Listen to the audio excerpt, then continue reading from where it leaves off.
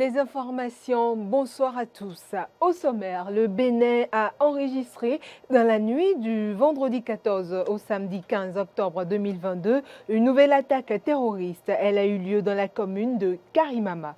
La communauté internationale célèbre ce 15 la journée internationale de la canne blanche. Le Bénin n'est pas en marge de cette célébration. Dans ce cadre, l'ONG Batimé a donné une conférence. En l'Arabie Saoudite vient en aide humanitaire à l'Ukraine. Près de 400 millions de dollars débloqués par le prince héritier saoudien Mohamed Ben Salman pour l'Ukraine. Voici pour le sommaire, le développement dans un instant.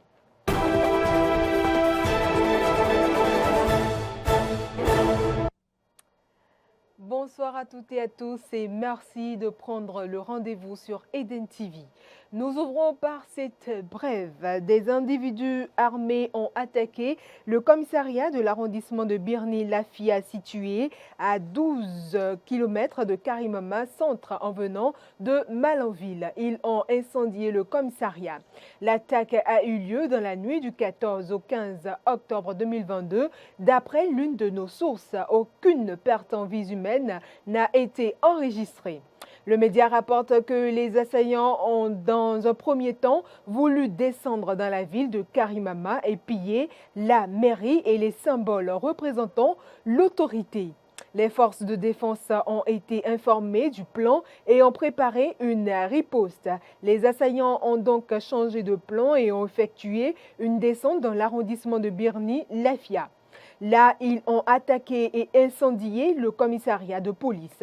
Étant informés, les agents en poste auraient replié, ce qui a permis d'éviter des pertes en vies humaines dans leur rang. Une fois terminés, les hommes armés ont pris la direction de Gourou Kambou. La commune de Karimama n'enregistre pas sa première attaque. Rappelons qu'en avril 2022, le commissariat de Moncé a aussi été attaqué. Les locaux ont été brûlés. Un policier a également été tué dans cette attaque. À présent, les responsables de l'ONG Batimé étaient ce vendredi face à la presse. Il s'agit d'informer l'opinion publique sur 2 journées internationales permettant de repenser les stratégies et politiques sur les personnes handicapées visuelles. C'était dans le cadre de la journée mondiale de la vue et de la journée internationale de la canne blanche. Les détails avec Frédéric Espoir Oumambou. 2 journées internationales qu'on ne saurait passer sous silence sous nos cieux, tant les personnes handicapées visuelles ont besoin de mieux se sentir plus accompagnées dans nos communautés. La première journée, c'est la journée internationale, la journée mondiale de la vue, instituée par l'OMS depuis 2018, qu'on a essayé de célébrer au Bénin cette année. Et cette journée veut penser les politiques et stratégies de prévention des maladies oculaires. Et ensuite, la journée internationale de la canne blanche qui a lieu demain samedi.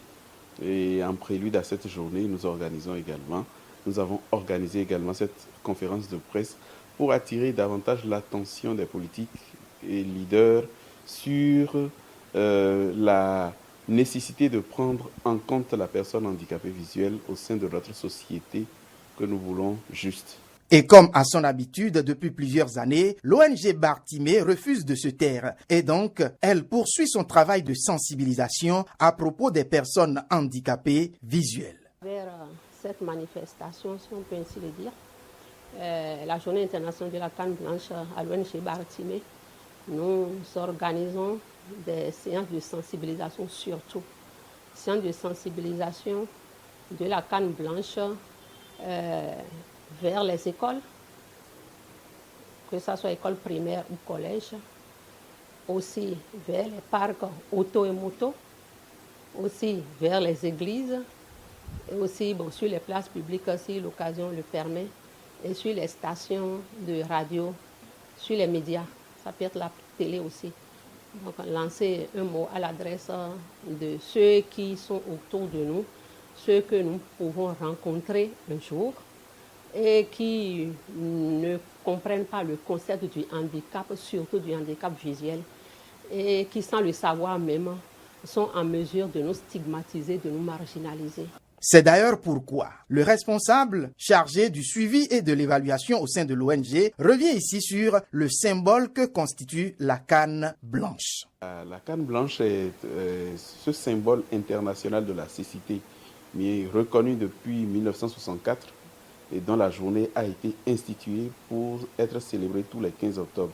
Cette canne permet à la personne handicapée visuelle d'être mobile, de pouvoir se déplacer, d'approprier sérieusement son environnement.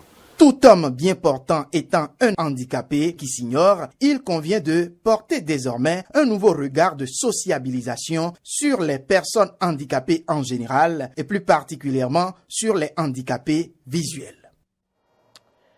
Après le lancement officiel du mois du consommant local, les acteurs de la chaîne de production alimentaire se retrouvent autour de différents panels pour aborder les questions touchant leurs activités. C'était le cas ce vendredi avec les éleveurs de bovins.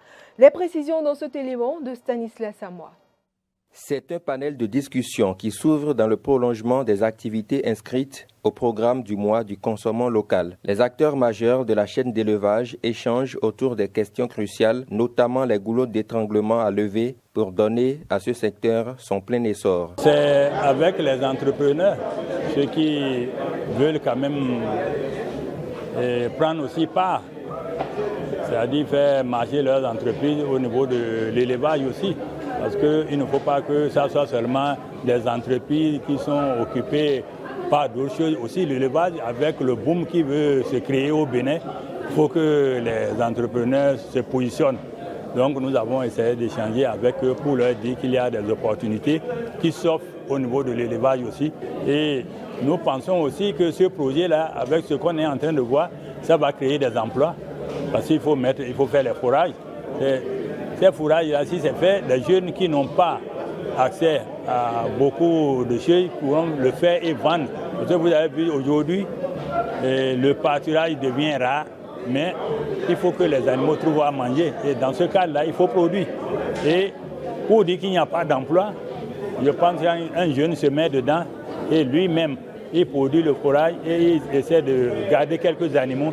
D'ici 5 ans, il va devenir aussi un employeur d'autres jeunes encore qui veulent s'initier dedans. L'activité d'élevage requiert des préalables, au nombre desquels l'accès à un foncier sécurisé. Pour y arriver, le projet de sédentarisation des troupeaux de ruminants au Bénin, Proser, a associé les élus locaux et communaux au processus. Plusieurs autres opportunités sont expliquées aux participants à cette discussion. On peut retenir qu'il y a plusieurs opportunités d'affaires. Donc sur plusieurs maillons de la filière des chaînes de valeur, comme au niveau de l'approvisionnement en aliments bétail par rapport au fourrage, surtout aussi par rapport à la disponibilité des produits vétérinaires et par rapport à la filière lait et viande, parce qu'à l'issue de la mise en œuvre du projet, il y aura beaucoup de la productivité qui va augmenter au niveau de ces animaux. Et donc, le fait qu'il y ait plus de lait et plus de viande, il y a des opportunités au niveau des industries locales pour pouvoir fabriquer soit du fromage ou du yaourt made in Bénin et avoir de la viande de bonne qualité. On retient notamment aux sorties des échanges que la filière de l'élevage est bien porteuse pour l'économie béninoise, si tant est que les acteurs saisissent les opportunités qui leur sont offertes. On l'annonçait depuis plusieurs jours, la campagne de vaccination contre la poliomyélite a démarré depuis ce vendredi sur l'ensemble du territoire national. Une campagne qui prend en compte les enfants de 0 à 59 mois. Frédéric Espoir Roumambou est allé s'enquérir du déroulement du niveau à Godomain. Le gouvernement du Bénin n'entend pas laisser ses enfants devenir des handicapés dus au poliovirus sauvage. C'est pourquoi, alors que depuis quelques semaines, des poches de résistance de la maladie ont été signalées sur le territoire national, la grosse artillerie a été sortie. Au centre de santé de Godomain, comme partout ailleurs, des équipes ont été déployées pour vacciner les enfants. Sur le terrain, il faut dire que la cible retenue, c'est les enfants de 0 à 59 mois. Donc, c'est ces enfants-là qui vont recevoir les 2 gouttes de polio. 2 gouttes de polio. Il faut dire également que l'équipe est composée de 3 personnes, 2 agents vaccinateurs et un agent mobilisateur. C'est cet agent-là qui va vers les ménages où ils pensent que ces ménages sont des gens qui peuvent hésiter à accepter les gouttes, à faire vacciner les enfants. Donc c'est ce mobilisateur qui va vers ces ménages pour préparer les parents avant l'arrivée de ces 2 agents vaccinateurs. Donc actuellement, je viens du terrain comme ça et je crois que ça se passe très bien. Il n'y a pas encore eu de problème sur le terrain. 103 706 enfants au moins sont attendus dans tout l'arrondissement de Godomè. Et quel que soit le statut vaccinal de l'enfant en face, il doit recevoir les doses du vaccin. Pour ce passage-ci, l'enfant doit recevoir. Si l'enfant reçu était à la vaccination au centre de santé hier et que c'est aujourd'hui que ça a commencé, l'enfant doit également recevoir la dose de ce vaccin-là. Ce n'est pas exclu. Le responsable du programme élargi de vaccination dans Godomè lance un appel à l'endroit des parents d'enfants. Je voudrais inviter ces mères d'enfants, ces parents, à accueillir les agents vaccinateurs, l'équipe qui va se présenter devant eux pour accepter à faire vacciner les enfants. Et autre chose, de ne pas hésiter à se rapprocher du centre de santé en cas de souci. Quand ils voient que après la vaccination, mon enfant a commencé par chauffer, mon enfant a commencé par avoir quelques signes, de ne pas hésiter à se rapprocher des agents de santé, un centre de santé le plus proche et poser leurs problèmes. Tout cela, c'est prévu par le niveau national. À rappeler que cette campagne de vaccination prend fin ce dimanche. L'Agence nationale pour la promotion de l'emploi ANPE veut désormais mettre les entreprises au cœur de son dispositif dénommé Azoli. C'est à ce titre qu'elle a convié une 50aine d'entreprises de Cotonou et environ au Palais des Congrès ce vendredi.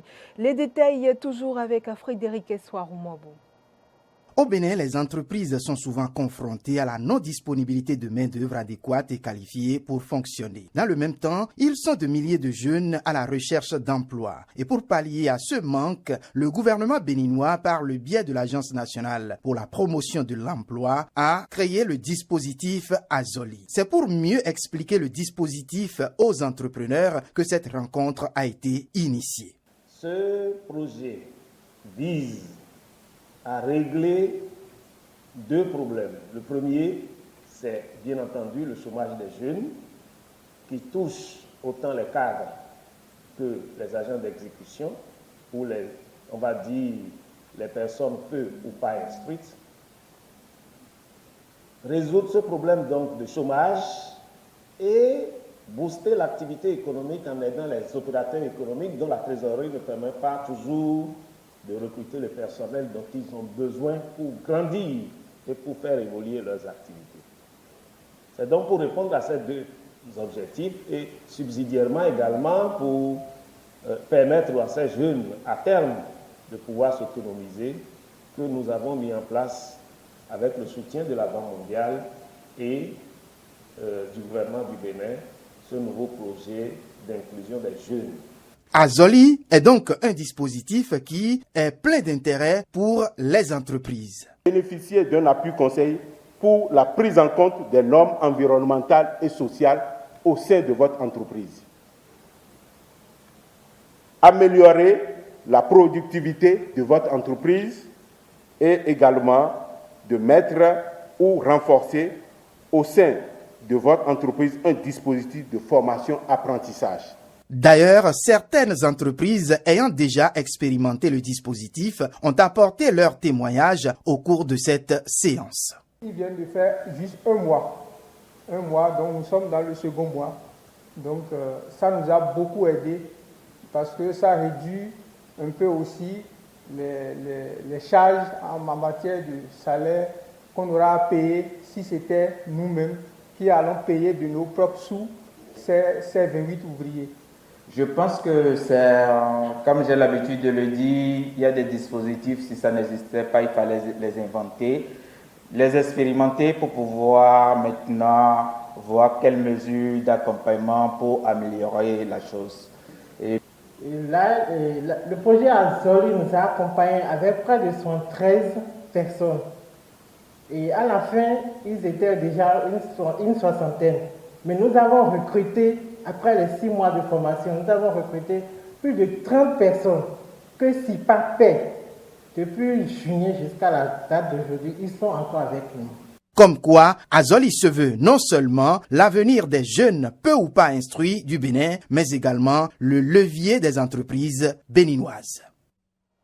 L'information hors de nos frontières à présent d'un total de 400 millions de dollars. C'est le montant de l'aide humanitaire que l'Arabie Saoudite vient de débloquer pour l'Ukraine. Le prince héritier saoudien Mohamed Ben Salman et le président ukrainien Volodymyr Zelensky ont eu un entretien téléphonique à ce sujet. Un geste qui illustre une fois de plus le positionnement particulier et polémique du royaume face aux acteurs de la guerre en Ukraine. Soutenir tout ce qui contribuera à la désescalade. C'est en ces termes que l'Arabie Saoudite justifie le versement de cette aide humanitaire à l'Ukraine. Le geste survient dans un moment particulier en pleine crispation entre Riyad et Washington. L'Arabie Saoudite a en effet refusé d'ouvrir les vannes de la production de pétrole. Elle est restée sourde aux demandes des États-Unis qui pressaient Riyad d'agir pour atténuer les effets de la crise énergétique. La décision a été prise dans le cadre de l'OPEP+, dont la Russie est également membre. La Russie qui, comme les autres producteurs de pétrole, doit bénéficier d'un maintien des prix de l'or noir. Dans ce contexte, les 400 millions de dollars d'aide humanitaire à l'Ukraine suffiront-ils à apaiser la colère de tous ceux qui accusent l'Arabie Saoudite de faire le jeu de Moscou? Rien n'est moins sûr, le président américain a promis des conséquences pour ce que les Saoudiens ont fait avec la Russie. Le Royaume, de son côté, rejette les critiques américaines et assure que la décision a été uniquement prise en fonction de considérations économiques. Mesdames et messieurs, c'est la fin de cette session d'information. Merci de nous avoir suivis. Vous pouvez désormais nous suivre via l'application Eden TV, Diaspora FM. L'information continue sur nos différentes plateformes YouTube, Facebook et Twitter et sur notre site internet www.benin-tv Eden TV. Merci de votre aimable attention.